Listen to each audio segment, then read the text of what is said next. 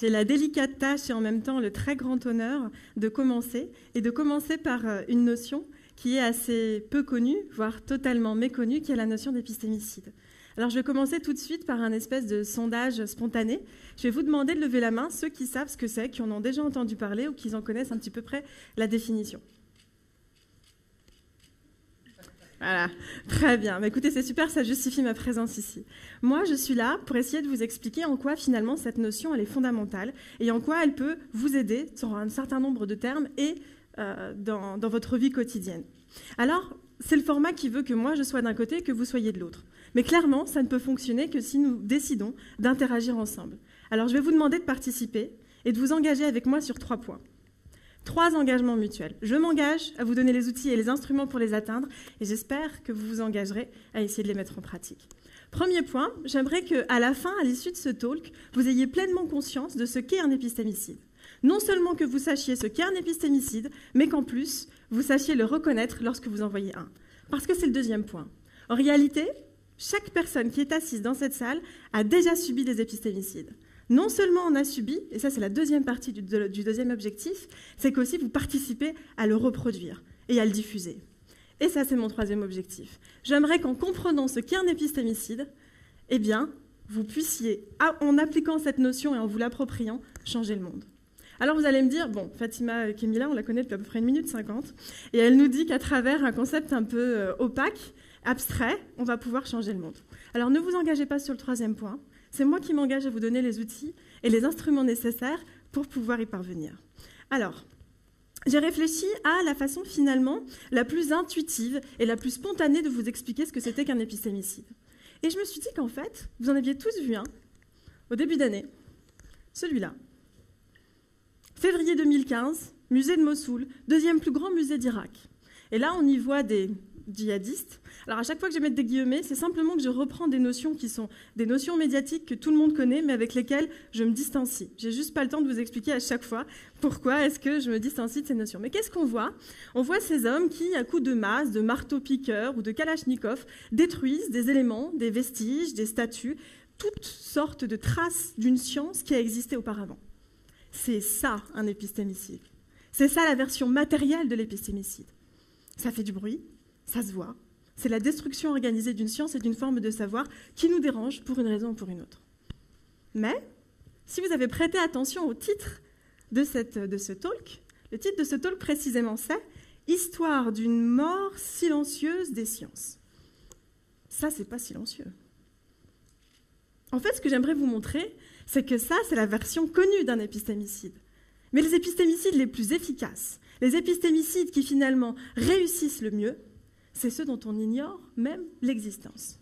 Alors malheureusement, je ne vais pas pouvoir faire le jeu des petits sondages comme j'ai fait tout à l'heure. J'aimerais simplement qu'en même temps que je vous pose des questions et des énonciations, vous réfléchissiez aux réponses.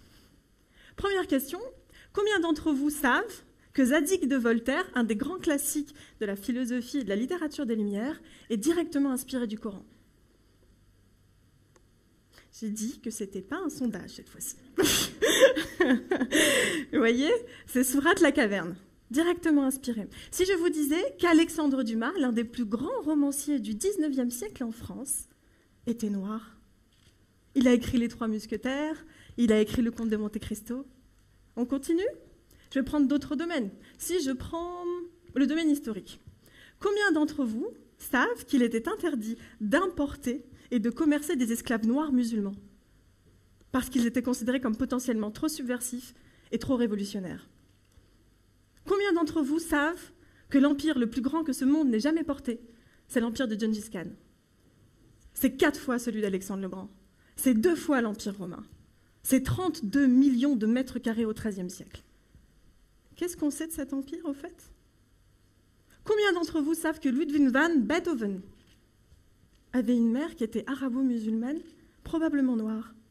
Beethoven, le plus grand musicien d'auteur, le plus grand musicien classique qui ait jamais existé? Ok, là je commence à vous intéresser. Si à ces questions-là, à la plupart de ces questions, vous ne connaissiez pas les réponses, c'est précisément que l'épistémicide a réussi. C'est la mort silencieuse des autres formes de science, de culture, de savoir, d'apport qui ont pu exister pour une seule domination. un seul type de science, un seul type de savoir qui est considéré comme légitime. Et là, vous avez vu, pas de marteau-piqueur, pas de barbu avec des kalachnikovs, pas de masse. Non, non. Juste un livre d'histoire. Et c'est le crime parfait. Parce qu'en fait, c'était le deuxième objectif qu'on avait pris tout à l'heure ensemble. C'était que je vouliez que vous compreniez que vous avez tous subi et que vous subissez tous des épistémicides. Vous êtes tous témoins de ce crime parfait. Absolument tous, sans aucune exception. Et qui en sont les victimes? Toutes les sciences non occidentales. Pourtant, on ne se méfie pas d'un livre. Mais si vous vous souvenez du deuxième objectif que j'ai pris envers vous, je voulais vous montrer que non seulement vous étiez victime des épistémicides, mais qu'aussi vous participiez à les reproduire. Comment? Masha'Allah, je vois que dans cette salle, il y a beaucoup de jeunes gens. J'ose espérer, et de moins jeunes, marhaba bikoum aussi, j'ose espérer que beaucoup d'entre vous, ou certains nombres d'entre vous, ont fait des études supérieures notamment. Peut-être que vous avez été amenés à écrire des articles, des mémoires, peut-être même des thèses. À chaque fois que dans vos bibliographies, à chaque fois que dans vos productions scientifiques, vous ne mentionnez dans 9 cas sur 10, et ça se vérifie quasiment à chaque fois, que des auteurs qui proviennent de 7 pays, la France, le Royaume-Uni, l'Espagne, l'Italie, la Grèce, l'Allemagne et les États-Unis. À chaque fois, c'est que l'épistémicide a réussi. Les chercheurs que nous citons, viennent tous des mêmes pays. Ce sont tous des hommes. Il y a très peu de femmes qui sont citées et surtout très peu de chercheurs du Sud.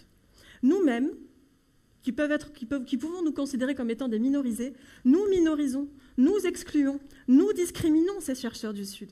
Pourtant, les chercheurs du Sud sont totalement au courant de ce que font les chercheurs du Nord. Que vous alliez vous asseoir sur les bancs de cours de Jakarta, de Johannesburg, de Sydney, de New York, de Berlin, peu importe où vous allez, ou d'Alger, vous allez apprendre les mêmes choses et vous allez voir les mêmes auteurs venus de ces mêmes 7 pays. C'est ça l'épistémicide. En grec, épistémé, ça signifie science. Et cide, ça veut dire tuer. C'est tuer la science. Tuer des formes de science qui nous sont étrangères ou qui sont considérées comme fondamentalement inférieures. En fait, c'est ce qu'on appelle le privilège de l'épistémie. Qu'est-ce que c'est? Ça signifie que certains chercheurs du monde occidental, mais alors c'est très très large et c'est avec plein de guillemets, d'accord, se sont octroyés le droit ou qu'ils se considèrent comme étant les seuls à même de produire un savoir qui soit véritable, qui soit objectif et qui soit neutre. Tout le reste, c'est des savoirs locaux. C'est des aires culturelles et des chercheurs qui bossent sur l'Afrique, etc. Mais ce n'est pas une compétence générale. Pourquoi finalement? Pourquoi est-ce que ce privilège épistémique s'est mis en place? Cogito ergo sum. Pour ceux qui ne parlent pas latin, ça signifie « je pense, donc je suis ». On la connaît tous, cette phrase, c'est la phrase de René Descartes, écrite dans le discours sur la méthode au XVIIe siècle. Qu'est-ce qu'elle veut nous dire? En fait, cette phrase, elle est fondamentale à penser. Elle est fondamentale dans la construction de la pensée et dans la construction des épistémicides. Ce n'est pas « nous pensons, nous nous contredisons, donc nous sommes ».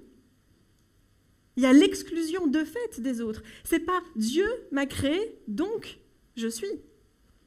Non, non, c'est mettre au centre de la pensée un homme occidental qui produit du savoir sur le monde entier et sur lui-même, et qui s'arroge le droit d'être le seul légitime à pouvoir le faire. Et ça date pas d'hier. Il suffit simplement de vous interroger sur la terminologie maintenant. Pourquoi est-ce que dans un cas, est-ce qu'on va parler d'État-nation et de l'autre, on va parler de tribu et d'ethnie? Vous avez déjà parlé ou entendu parler de la tribu allemande? De l'ethnie corse? Non, jamais. Ça ne vaut que pour l'autre côté de l'hémisphère. On parle aussi de culture en Occident. Et de l'autre côté, c'est du folklore, c'est de l'exotisme. Je pourrais vous prendre plein d'exemples comme ça, la question de la spiritualité et de la religion, d'un côté, et de l'autre, les mythes. Les mythes des Indiens, les mythes des Amérindiens, les mythes des Grecs. Mais pour eux, ce n'est pas des mythes. C'est de la croyance, c'est l'objet de croyance, c'est l'objet de religion. En fait, c'est encore une façon de distinguer, de discriminer et de disqualifier. Et la plus importante de ces binarités, c'est celle qui oppose la civilisation et la barbarie. C'est quoi la civilisation? C'est quoi la barbarie? L'un des premiers auteurs qui a participé à concevoir le terme de civilisation et qu'est-ce que ça pouvait bien vouloir recouper, c'est Norbert Elias. Il a dit, entre autres, parce qu'il y a 2 pans de la définition, le deuxième pan, c'est la civilisation, c'est la prise de conscience par les Occidentaux de la supériorité de leur culture et de leur savoir sur les autres. C'est exactement ce que vous dites lorsque vous dites que vous êtes civilisé. Et ça aussi, c'est de l'épistémicide. C'est tuer les formes de raisonnement et les formes de discours qui sont étrangers. Et les épistémicides les plus importants, finalement, ceux qui ont participé à légitimer les formes de racisme que nous connaissons aujourd'hui, ils ne datent pas d'hier, et ils se font toujours sur le même processus, la disqualification systématique des formes de sciences non occidentales. Un exemple ? 2 épistémicides historiques. 15e siècle, 1492. Si vous avez bien révisé vos leçons d'histoire, 1492, c'est la découverte de l'Amérique. Bon, on va se mettre d'accord tout de suite. Christophe Colomb, il n'a rien découvert du tout. C'est le dernier à avoir mis un pied, en réalité. Mais quand je dis dernier, c'est tout à fait vrai. Hein. Les Égyptiens, les Pharisiens, les Phéniciens, les Carthaginois, les Chinois, les Japonais, tout le monde avait déjà posé un pied en Amérique. C'est juste, voilà, même les Vikings. Non, c'est juste, voilà... Lui, il n'est pas espagnol, il est italien, mais c'est la monarchie espagnole qui arrive aux Amériques. Donc en fait, 1492, ça ne devrait pas être dans nos livres d'histoire la découverte des Amériques. C'est le début de la colonisation par les Espagnols de l'Amérique. Ce n'est pas tout à fait la même chose. C'est le début du génocide des Amérindiens. Ce n'est pas tout à fait la même chose. 1492, à la fois il y a la conquête extérieure et à la fois il y a une conquête interne. C'est ce que l'on appelle la reconquista. La conquête interne, c'est la conquête du sud de l'Andalousie, qui pendant 8 siècles a été sous présence musulmane. Et a brassé une forme de culture, de savoir absolument inouïe. 1492, la chute de Grenade. Qu'est-ce qu'on fait ? Qu'est-ce qu'on fait de ces musulmans, qu'on appelle à ce moment les moriscos ? Et qu'est-ce qu'on fait aussi des juifs, des marronos ? Qu'est-ce qu'on fait des Amérindiens ? Et là, ça va donner lieu à une querelle qui se veut très très scientifique et très sérieuse. La controverse de Valladolid. 16e siècle, vous en avez probablement aussi jamais entendu parler, et pourtant c'est ce qui va fonder les formes de racisme qui sont toujours à l'œuvre aujourd'hui. C'est quoi la controverse de Valladolid ? Ces 2 auteurs, Las Calas et Sepúlveda, qu'est-ce qu'ils disent ? En fait, Las Calas va dire on ne peut pas considérer que les Amérindiens n'ont pas d'âme. Ok, ils sont d'une civilisation inférieure, c'est comme des enfants, il faut les éduquer. Que va dire Sepúlveda ? Il va dire les Noirs et les Amérindiens n'ont pas d'âme. Ils sont trop sauvages pour ça, leur culture est trop inférieure pour ça. Donc, quelque part, on peut les réduire en esclavage sans heurter la sensibilité de Dieu. Ce ne sont pas des êtres humains. Et la suite, on la connaît de l'histoire. Plus de 100 millions de personnes déportées et réduites en esclavage. Les Amérindiens qui vont se retrouver dans des camps de travaux forcés. Alors, les Amérindiens, on va dire, ok, ils ont la mauvaise religion, mais ils ont une âme. Voilà. Non, même pas. Ils sont sans religion et ils ont une âme. Les Noirs n'ont pas d'âme, n'ont pas de religion, donc on en fait ce qu'on veut. Et pour finalement la fin de la controverse, ça va être qu'est-ce qu'on fait des Juifs et des musulmans qu'on a retrouvés ?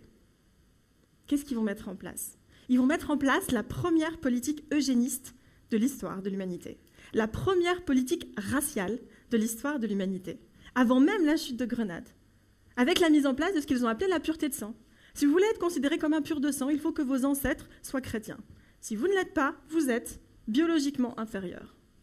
Le développement de sciences telles que la craniométrie va venir valider ces formes de discrimination. La craniométrie, c'est dire quoi ? Les Noirs, les Arabes, les femmes ont un crâne, mais ça se voit, on peut le mesurer, plus petit que ceux des Blancs et que ceux des hommes. Ils sont donc moins intelligents et on peut donc exercer une domination sur eux. Pourquoi est-ce que je vous dis tout ça ? Parce qu'en fait, la science, elle n'est jamais objective. La science, elle est toujours là pour venir légitimer des systèmes de domination, pour venir légitimer des formes de discrimination. Et que personne ne peut dire que sa science à lui n'est pas du tout influencée par l'environnement dans lequel il vit. Ça demande l'objet d'un travail permanent, ce recul. Et là, j'en viens à un des points peut-être les plus importants. Vous vous rappelez, j'ai pris 3 engagements envers vous. Et le 3e, c'est que je vous ai dit, si vous comprenez bien la notion d'épistémicide, vous pourrez changer le monde. On y est. Et on revient peut-être à la base de la religion. Iqra. Qu'est-ce que ça signifie ? Le savoir, c'est le pouvoir. Si j'essaie de vous convaincre, c'est ça en fait, réécrire l'histoire, que vous êtes des descendants de colonisés, que vous êtes des descendants d'esclaves, que vous êtes des descendants de personnes qui n'ont rien apporté à l'humanité. J'essaie de vous convaincre que même dans le futur, vous ne le pourrez pas davantage. Je réduis, comme une peau de chagrin en fait, le champ des possibles et votre capacité à agir et à construire sur votre avenir. Redécouvrez-le. L'idée, c'est pas de dire qu'une civilisation est meilleure qu'une autre. C'est pas toutes les civilisations ne se valent pas de Claude Guéant.